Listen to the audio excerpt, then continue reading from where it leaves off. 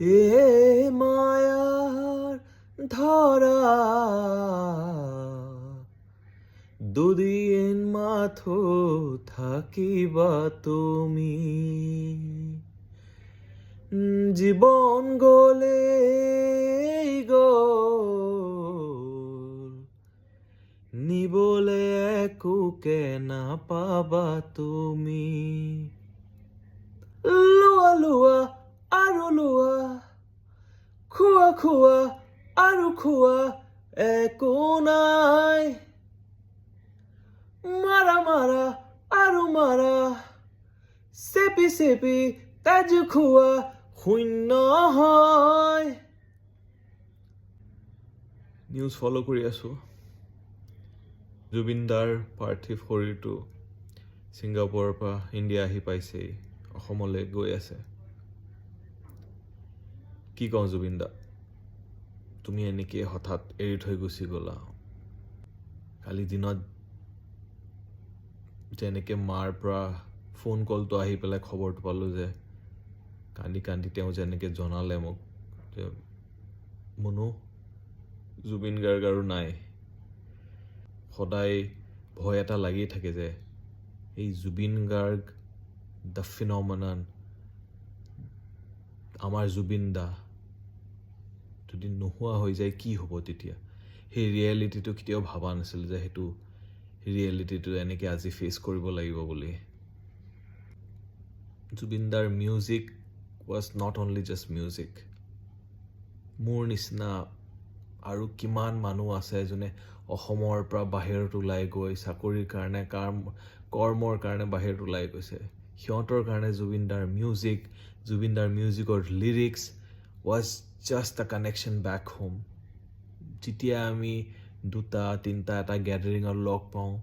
জুবিনৰ গান চলিবই জুবিনৰ গান লগাই সেই পুৰণি কানেকশ্যনটো পুৰণা কথাবিলাক মনত পেলাই আমি ৰিলিভ কৰোঁ যে আমি ঘৰ ইমান ৰেগুলাৰলি যাব নাপাওঁ কিমান গাল বিহু ফেষ্টিভেল আমি মিছ কৰোঁ বাছ জুবিনৰ গান শুনিয়ে সেইখিনি পূৰাওঁ আমি বিহু এটা হ'লে চব গেডাৰিঙৰ পিছত এই বিহু এটাটো জুবিনৰ বিহু এটা লগাই পেলাই বিহু এপাক মাৰিব লাগিব that is the tradition and that will always remain সেইটো কেতিয়াও চেঞ্জ নহয় জুবিন দা তুমি আমাক যি দি গ'লা এই লাষ্ট 30 বছৰেই from romancing to feeling those heartbreaks to getting crazy waiting for কি এইবাৰ বিহুটো জুবিনদাৰ বিহু ফাংচন চাবই লাগিব এইবাৰ বিহুত জুবিনদাৰ কি ৰিয়েকশ্যন আছিল the attitude of challenging the status quo in times of being politically correct you are the one who had the courage to simply state the status quo মুখত কৈ দিবলৈ সাহস আছিল তেওঁৰ কোনো কেয়াৰ নকৰিছিল ঘেণ্টা কাকো কেয়াৰ নকৰিছিল right from how he treated a big personality to a small personality he saw no difference that is what made this person a legend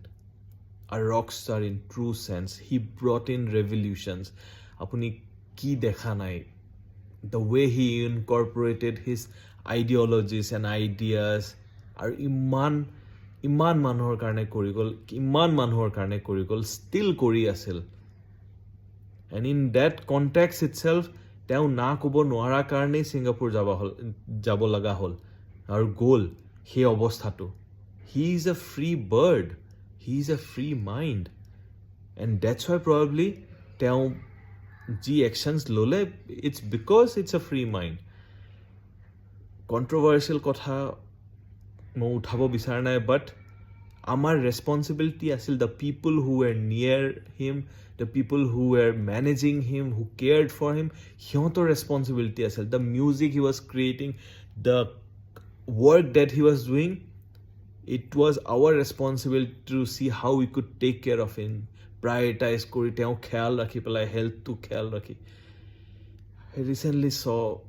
a podcast and he looked really in good shape his thought process the way he was creating more music আমি বহুত আৰু তেওঁ contributions creations আৰু বহুত ৰৈ গ'ল I can't imagine what this world will miss, what Ahom will miss, what India will miss. His story will live on forever. For one last time, Zubinda.